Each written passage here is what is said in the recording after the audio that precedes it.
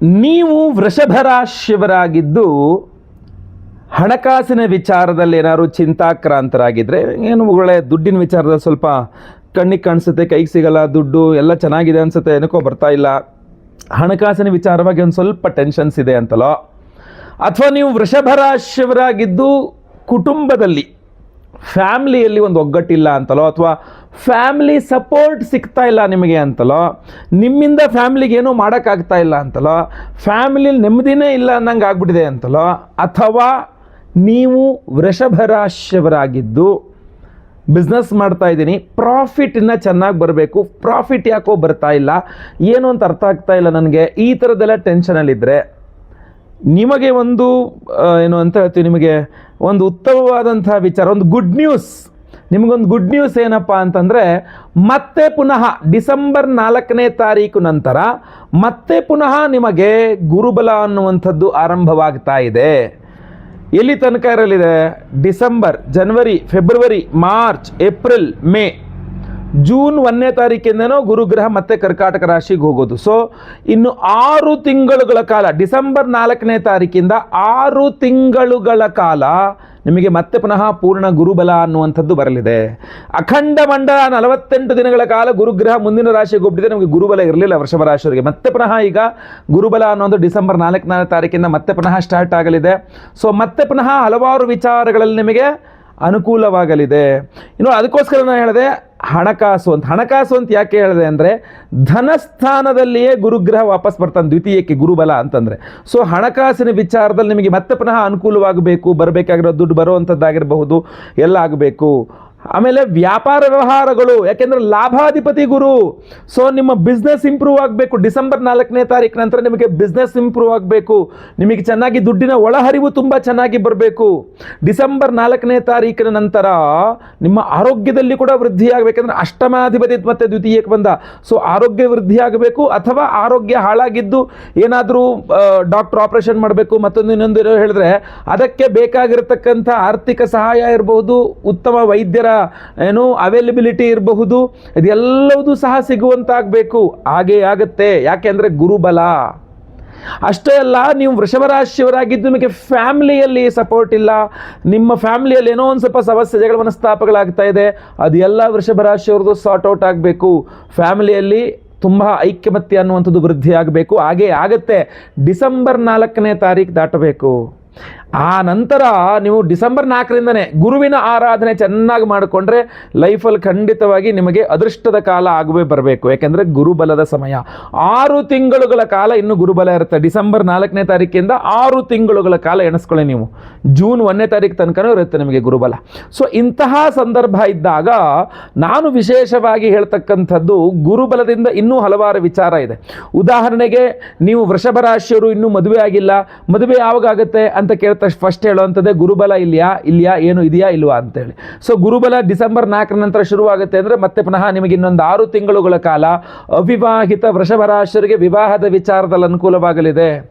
ಅಥವಾ ಮದುವೆ ಆಗೋಗಿದೆ, ಗಂಡ ಹೆಂಡತಿ ಜಗಳ ಮನಸ್ತಾಪ, ಅಥವಾ ಮಕ್ಕಳಾಗ್ತಾ ಇಲ್ಲ, ಸಂತಾನ ಆಗ್ತಾ ಇಲ್ಲ, ಸಂತಾನ ಯಾವಾಗಿದೆ ವೃಷಭ ರಾಶಿಯವರಿಗೆ? ಗುರುಬಲದಲ್ಲೇ ಸಂತಾನಕ್ಕೋಸ್ಕರ ಪ್ರಯತ್ನ ಮಾಡಬೇಕು. ಆದ್ದರಿಂದ ಡಿಸೆಂಬರ್ 4ನೇ ತಾರೀಕು ನಂತರ ಸಂತಾನದ ವಿಚಾರದಲ್ಲಿ ವೃಷಭ ರಾಶಿಯವರಿಗೆ ಚಿಂತಿಸುವ ಅವಶ್ಯಕತೆ ಇಲ್ಲ. ಗುರುಬಲ ಸಂತಾನವನ್ನು ಕೊಡಲಿದೆ. ಅಷ್ಟೇ ಅಲ್ಲ, ಗುರುಬಲ ಒಂದು ಸೈಡ್ ತಗೋಬೇಕು ಅಂದ್ಕೊಂಡಿರ್ತೀರ, ಆಗ್ತಾ ಇಲ್ಲ. ಒಂದು ಮನೆ ಕಟ್ಟಿಸ್ಬೇಕು ಅಂದ್ಕೊಂಡಿರ್ತೀರ, ಆಗ್ತಾ ಇಲ್ಲ. ಶುರು ಮಾಡೋಕ್ಕೆ ಆಗ್ತಾ ಇಲ್ಲ.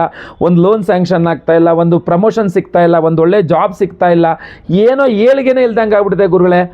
ಡಿಸೆಂಬರ್ 4ನೇ ತಾರೀಕಿನ ನಂತರ ಪೂರ್ಣವಾದ ಗುರುಬಲ ಆರಂಭವಾದ ನಂತರ ನಿಮಗೆ ಆ ಏಳಿಗೆ ಅನ್ನುವಂಥದ್ದು ಸಿಗ್ತದೆ, ಸಿಗಲೇಬೇಕು. ಗುರುವಿನ ಆರಾಧನೆ ಮಾಡ್ಕೊಳ್ಬೇಕಷ್ಟೇ. ಸೊ ಹಲವಾರು ವಿಚಾರಗಳಲ್ಲಿ ನಿಮಗೆ ಅದೃಷ್ಟವನ್ನು, ಲಾಭವನ್ನು ಕೊಡ್ತಕ್ಕಂಥ ಗುರುಗ್ರಹ ಗುರುಬಲದ ಸ್ವರೂಪದಲ್ಲಿ ಡಿಸೆಂಬರ್ 4ನೇ ತಾರೀಕಿನಿಂದ ನಿಮಗೆ ಮತ್ತೆ ಪುನಃ ಆರಂಭವಾಗಲಿದ್ದಾನೆ.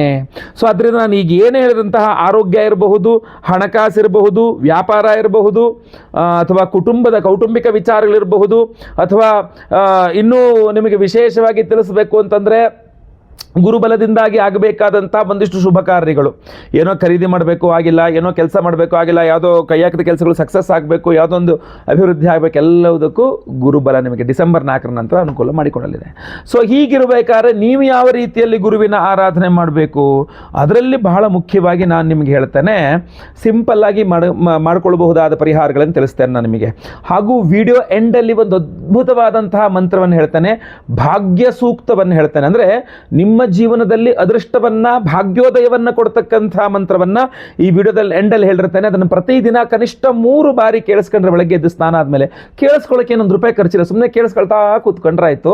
3 ಸಲ ಕೇಳಿಸ್ಕೊಂಡ್ರೆ ನಿಮಗೆ ಲೈಫಲ್ಲಿ ಆ ಭಾಗ್ಯೋದಯ ಅನ್ನುವಂಥದ್ದು, ಅದೃಷ್ಟ ಅನ್ನುವಂಥದ್ದು ಬರ್ತದೆ. ಅದನ್ನು ವಿಡಿಯೋ ಎಂಡಲ್ಲಿ ನಾನು ನಿಮಗೆ ತಿಳಿಸ್ತೇನೆ. ಆ ಮಂತ್ರವನ್ನು ಸಹ ಪ್ರತಿದಿನ ಕೇಳಿಸ್ಕೊಳ್ತಾರೆ. ಇನ್ನು ಸಿಂಪಲ್ ಆಗಿ ನೀವೇನು ಮಾಡ್ಕೊಳ್ಬೇಕಂದ್ರೆ, ಗುರುಬಲ ಇದೆ. ಈ ಗುರುಬಲ ಡಿಸೆಂಬರ್ 4 ನಂತರ ಶುರುವಾಗುತ್ತೆ ಅಂದರೆ 6 ತಿಂಗಳುಗಳ ಕಾಲ ಗುರುಬಲ ಇರುತ್ತೆ. ಅಂದರೆ ವೃಷಭ ರಾಶಿಯವರು ಪ್ರಪ್ರಥಮವಾಗಿ ಗುರುವಿನ ಆರಾಧನೆಯನ್ನ ಶುರು ಮಾಡ್ಕೊಂಡ್ಬಿಡಬೇಕು.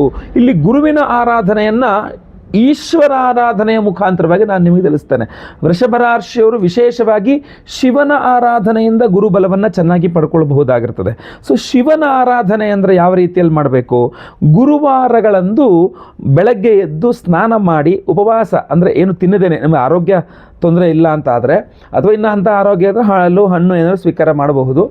ಮನೆ ಹತ್ರದಲ್ಲಿರುವ ಶಿವನ ದೇಗುಲಕ್ಕೆ ಹೋಗಿ ಅರಿಶಿಣದ ನೀರಿನಲ್ಲಿ, ಒಳ್ಳೆ ಒರಿಜಿನಲ್ ಅರಿಶಿಣವನ್ನು ನೀರಲ್ಲಿ ಕರಡಿ ಅದರಲ್ಲಿ ಈಶ್ವರನಿಗೆ ಅಭಿಷೇಕ ಮಾಡಲಿಕ್ಕೆ ಹೇಳಬೇಕು. ವೃಷಭ ರಾಶಿಯವರು ಗುರುವಾರದಂದು ಶಿವನಿಗೆ ಹರಿದ್ರೋದಕಾಭಿಷೇಕವನ್ನು ಮಾಡಿಸಿದಾಗ, ಅಂದರೆ ಅರಿಶಿಣದ ನೀರಿನಲ್ಲಿ ಅಭಿಷೇಕ, ರುದ್ರಾಭಿಷೇಕ ಮಾಡಿಸಿದಾಗ ಗುರುಬಲ 1ಕ್ಕೆ 4 ಪಟ್ಟಷ್ಟು ಕೆಲಸ ಮಾಡಲಿಕ್ಕೆ ಶುರು ಮಾಡ್ತದೆ. ಅಂತಹ ಅದೃಷ್ಟವನ್ನು ನಿಮಗೆ ತಂದುಕೊಡಲಿದೆ. ಸೊ ಆದ್ದರಿಂದ ಇದನ್ನು ಕಡ್ಡಾಯವಾಗಿ ನೀವು ಯಾವ ರೀತಿಯಲ್ಲಿ ಮಾಡಬೇಕು, ಅದನ್ನು ಮೃಗವ್ಯಾಧಿ ಶರವಶ್ಚ ನಿರತಶ್ಚ ಅಜೈಕಪಾತ್ ಅಹಿರ್ಬುದ್ನ ಪಿನಾಕೀಚ ಭವನಾಥೋ ಮಹೇಶ್ವರ ಸ್ಥಾನು ಭವಶ್ಚ ಕಾಪಾಲಿ ರುದ್ರ ಏಕಾದಶ ಸ್ಮೃತಾಹ ಅಂತ 11 ರುದ್ರರು, ಅಂದರೆ 11 ಅನ್ನೋದು ಬಹಳ ವಿಶೇಷ. ಸೊ 11 ಗುರುವಾರಗಳು ವೃಷಭ ರಾಶಿಯವರು ಈಶ್ವರನಿಗೆ ಅರಿಶಿಣದ ನೀರಿನಲ್ಲಿ ಅಭಿಷೇಕವನ್ನು ರುದ್ರಾಭಿಷೇಕವನ್ನು ಮಾಡಿಸಿದ್ರೆ ನಿಮಗೆ ಅದೃಷ್ಟ, ಅಥವಾ ನಿಮಗೆ ಗುರುಬಲ ತುಂಬ ಚೆನ್ನಾಗಿ ಆಕ್ಟಿವೇಟ್ ಆಗಿದೆ, ತುಂಬ ಚೆನ್ನಾಗಿ ಕೆಲಸ ಮಾಡುತ್ತೆ. ಸೊ ಆದ್ದರಿಂದ ನೀವು ಇದನ್ನು ಎಷ್ಟು ಚೆನ್ನಾಗಿ ಬಳಸ್ಕೊಳ್ತೀರಾ ಅನ್ನುವಂಥದ್ದು ಬಿಟ್ಟದ್ದು. ಸಿಂಪಲ್ ಪರಿಹಾರಗಳು ಅಥವಾ ವಿಶೇಷವಾದಂತಹ ನಾವು ಮಾಡುವಂತಹ ಪರಿಹಾರಗಳು ಸಹ ಇರ್ತದೆ. ಡಿಸೆಂಬರ್ 4ನೇ ತಾರೀಕು ಮಾರ್ಗಶೀರ್ಷ ಮಾಸ, ಗುರುವಾರ, ಹುಣ್ಣಿಮೆ. ಮಾರ್ಗಶೀರ್ಷ ಗುರುವಾರ, ಹುಣ್ಣಿಮೆ, ಗುರುಪೌರ್ಣಿಮಾ ಅಂತ ಹೇಳ್ಬೋದು. ದತ್ತಾತ್ರೇಯರ ಜಯಂತಿ ಅವತ್ತು.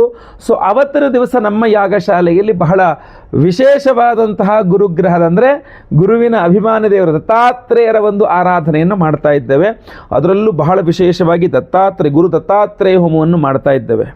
ಇಲ್ಲಿ ಬಹಳ ಮುಖ್ಯವಾಗಿ ಗುರು ದತ್ತಾತ್ರೇಯ ಹೋಮದ ಜೊತೆಯಲ್ಲಿ ನಾವು ಭಾಗ್ಯ ಸೂಕ್ತ ಹೋಮ ಅಂತ ಮಾಡ್ತಾ ಇದ್ದೇವೆ. ಅದೃಷ್ಟವನ್ನು ಕೊಡ್ತಕ್ಕಂಥದ್ದು, ಪ್ರತಿಯೊಬ್ಬರ ಜೀವನದಲ್ಲಿ ಅದೃಷ್ಟ ಅನ್ನೋದು ಬರಬೇಕು ಅಂದರೆ ಭಾಗ್ಯೋದಯ ಆಗಬೇಕು. ನಾನು ಅದಕ್ಕೆ ಈಗ ಮುಗಿದ ತಕ್ಷಣ ಒಂದು ಅದ್ಭುತವಾದ ಭಾಗ್ಯೋದಯ ಮಂತ್ರ ಕೊಡ್ತೇನೆ, ಅದನ್ನು ಪ್ರತಿನಿತ್ಯ ಕೇಳಿ ಅಂತ ಹೇಳಿದ್ದು. ಅದನ್ನು ಕೇಳಿಸ್ಕೊಳ್ತಾ ಇದ್ರೇ ಅದೃಷ್ಟ ಬಂದ್ಬಿಡುತ್ತೆ ಜೀವನದಲ್ಲಿ. ಇನ್ನು ಅದೇ ಮಂತ್ರದಿಂದ ಹೋಮವನ್ನು ಮಾಡಿದಾಗ ಇನ್ನೆಷ್ಟು ಅದ್ಭುತವಾದ ಅದೃಷ್ಟ ಬರಬೇಕು ಅಲ್ವಾ. ಸೊ ಅದರಿಂದ ಭಾಗ್ಯ ಸೂಕ್ತ ಹೋಮ, ಗುರು ದತ್ತಾತ್ರೇಯರ ಹೋಮವನ್ನು ಮಾಡ್ತಾ ಇದ್ದೇವೆ. ಅದರ ಜೊತೆಯಲ್ಲಿ ಎಲ್ಲ ರೀತಿಯಾಗಿರತಕ್ಕಂತಹ ಅದೃಷ್ಟ, ಅಂದರೆ ಲಕ್ಷ್ಮೀ ಸ್ವರೂಪದಲ್ಲಿ ನಿಮಗೆ ಸಿಗಬೇಕು ಅನ್ನುವ ಕಾರಣಕ್ಕೆ ಮಹಾ ಸುದರ್ಶನ ಹೋಮವನ್ನು ಮಾಡ್ತಾ ಇದ್ದೇವೆ. ಲಕ್ಷ್ಮೀ ಸುದರ್ಶನ ಹೋಮವನ್ನು ಮಾಡ್ತಾ ಇರತಕ್ಕಂಥದ್ದು.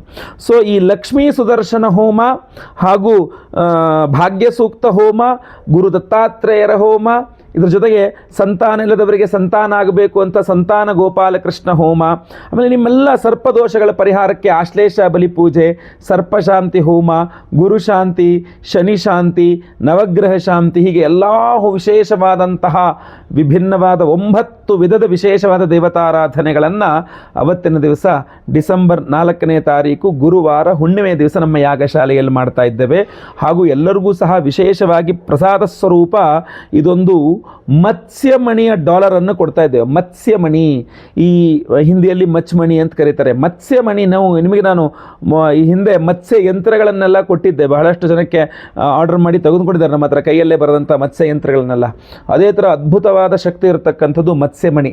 ಈ ಮತ್ಸ್ಯಮಣಿಯ ಡಾಲರನ್ನು ಗುರುವಾರದ ದಿವಸ, ಹುಣ್ಣಿಮೆ ಡಿಸೆಂಬರ್ 4ನೇ ತಾರೀಕು ಹುಣ್ಣಿಮೆ ಗುರುವಾರದ ದಿವಸ ಈ ಮತ್ಸ್ಯಮಣಿಯನ್ನು ಗುರು ದತ್ತಾತ್ರೇಯ ಹೋಮ, ಅದೇ ರೀತಿಯಲ್ಲಿ ಲಕ್ಷ್ಮೀ ಸುದರ್ಶನ ಹೋಮ, ಆಮೇಲೆ ಭಾಗ್ಯ ಸೂಕ್ತ ಹೋಮ, ಸಂತಾನ ಗೋಪಾಲಕೃಷ್ಣ ಹೋಮ, ಆಶ್ಲೇಷ ಬಲಿ ಪೂಜೆ, ಸರ್ಪಶಾಂತಿ ಹೋಮ, ಗುರುಶಾಂತಿ ಶನಿಶಾಂತಿ ಸಹಿತ ಮಹಾನವಗ್ರಹ ಶಾಂತಿ 9 ವಿಧದ ವಿಶೇಷವಾದಂತಹ ಆರಾಧನೆಗಳಲ್ಲಿ ಈ ವಿಶೇಷವಾದ ಈ ಮತ್ಸ್ಯಮಣಿ ಅನ್ನುವಂಥದ್ದು ಎನರ್ಜೈಸ್ ಮಾಡಿಕೊಡ್ತೇವೆ. ಪ್ರತಿಯೊಬ್ಬರೂ ಧಾರಣೆ ಮಾಡಿಕೊಳ್ಬಹುದು.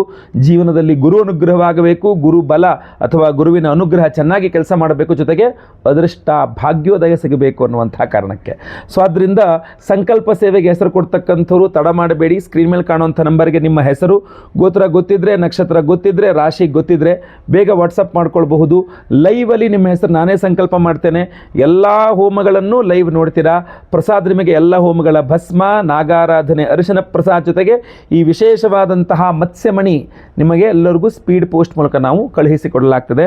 ಸೊ ಸ್ಕ್ರೀನ್ ಮೇಲೆ ಕಾಣುವಂಥ ನಂಬರ್ಗೆ ಬೇಗ ನಿಮ್ಮ ವಿವರಗಳನ್ನೆಲ್ಲ ವಾಟ್ಸಪ್ ಮಾಡ್ಕೊಳ್ಳಿ. ಹಾಗೂ ಈಗ ಮುಂದೆ ನಾನು ಹೇಳುವಂತಹ ಭಾಗ್ಯ ಸೂಕ್ತವನ್ನು ಪ್ರತಿದಿನ ಕನಿಷ್ಠ ಪಕ್ಷ 3 ಬಾರಿ ಆದರೂ ಕೇಳಿಸ್ಕೊಳ್ತಾ ಇದ್ದರೆ ಅದೃಷ್ಟ ಖಂಡಿತವಾಗಿ ನಿಮ್ಮ ಜೊತೆಗಿರಲಿದೆ. ವಿಡಿಯೋ ಇಷ್ಟ ಆದರೆ ದಯವಿಟ್ಟು ಲೈಕ್ ಮಾಡಲಿಕ್ಕೆ ಮರಿಬೇಡಿ. ವಾಟ್ಸಪ್, ಫೇಸ್ಬುಕ್, ಮೆಸೆಂಜರ್, ಟೆಲಿಗ್ರಾಮ್ ಎಲ್ಲ ಕಡೆ ಸಾಮಾಜಿಕ ಜಾಲತಾಣಗಳಲ್ಲಿ ವಿಡಿಯೋನ ಶೇರ್ ಮಾಡಲಿಕ್ಕೆ ಮರಿಬೇಡಿ. ನೀವು ಚಾನಲ್ ಸಬ್ಸ್ಕ್ರೈಬ್ ಮಾಡ್ಕೊಳ್ಳಿ ಅಂದರೆ ದಯವಿಟ್ಟು ಕೆಳಗಡೆ ಸಬ್ಸ್ಕ್ರೈಬ್ ಅಂತ ಬಟನ್ ಇರುತ್ತೆ, ಸಬ್ಸ್ಕ್ರೈಬ್ ಮಾಡಿಕೊಂಡು ಬೆಲ್ ಬಟನ್ ಒತ್ಕೊಂಡು ಆಲ್ ಅಂತ ಮಾಡಲಿಕ್ಕೆ ದಯವಿಟ್ಟು ಮರಿಬೇಡಿ. ಮುಂದಿನದಲ್ಲಿ ಮತ್ತೆ ಪುನಃ ಸಿಗ್ತೇನೆ. ಎಲ್ಲರಿಗೂ ಸಹ ಒಳ್ಳೆಯದಾಗಲಿ. ಲೋಕ ಸಮಸ್ತ ಸುಖಿನೋ ಭವಂತು. ನಾರಾಯಣ ನಾರಾಯಣ ನಾರಾಯಣ.